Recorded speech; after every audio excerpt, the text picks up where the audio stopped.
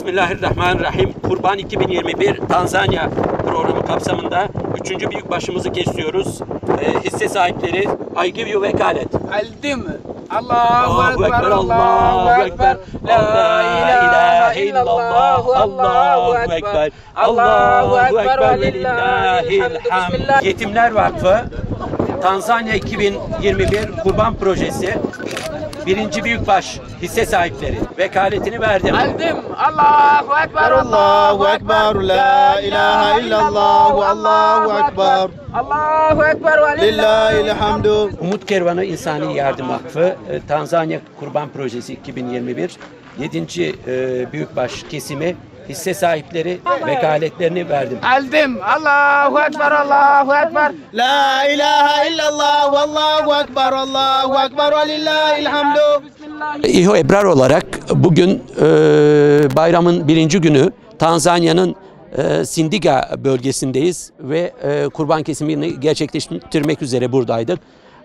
Şu anda kurbanlarımızı kestik ve kurbanlarımızı kestikten sonra da etrafımıza yakın köylerden yaklaşık 500'de 1000 kişi arası insan toplanmış bulunmakta.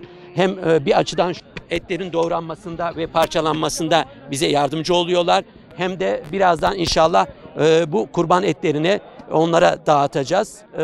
Gördüğünüz gibi faaliyetler devam ediyor. İnşallah sizden gelen yardımlar olursa önümüzdeki birkaç gün içerisinde hala kurbanlarımızı burada kesebiliriz. Ama ilk günkü kesimimizi bitirdik. Birazdan parçalamadan sonra burada toplanan köylülere inşallah kurban etinizi dağıtacağız. Allah hayrınızı kabul etsin. Esselamu Aleyküm ve Rahmetullahi ve Berekatuhu.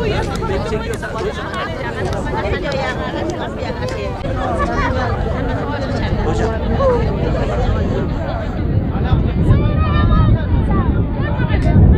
Değerli hayırseverlerimiz, bugün bulunduğunuz bölgelerden yaklaşık 10.000 kilometre uzaklıkta Tanzanya'dayız. Şu anda etrafımızda gördüğünüz binlerce çevre köyden gelen insanlar var.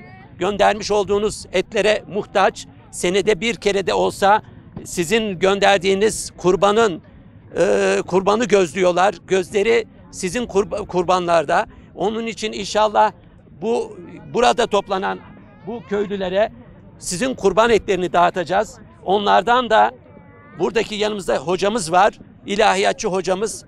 Sizin için, yakınlarınız için, hastalarınız için, ölenleriniz için bir dua isteyeceğiz. İnşallah bu kadar kilometrelerce uzaktan bu duanın sesi yankılanır ve hastalarımıza şifa, ölülerimize inşallah rahmet olur. Allah bütün yaptığınız yardımları katında kabul etsin. El-Fatiha. Rahmanirrahim. Elhamdülillahi Rabbil alemin. Errahmanirrahim. Malik yevmiddin. İyyâke na'budu ve iyyâke nesta'in. İhdina's sıratal mustakîm. أنعمت عليهم غير المغضوب عليهم ولا الضالين آمين الحمد لله رب العالمين والصلاة والسلام على سيدنا محمد صلى الله عليه وسلم اللهم تقبل منا إنك أنت السميع العليم وتب علينا يا مولانا إنك أنت التواب الرحيم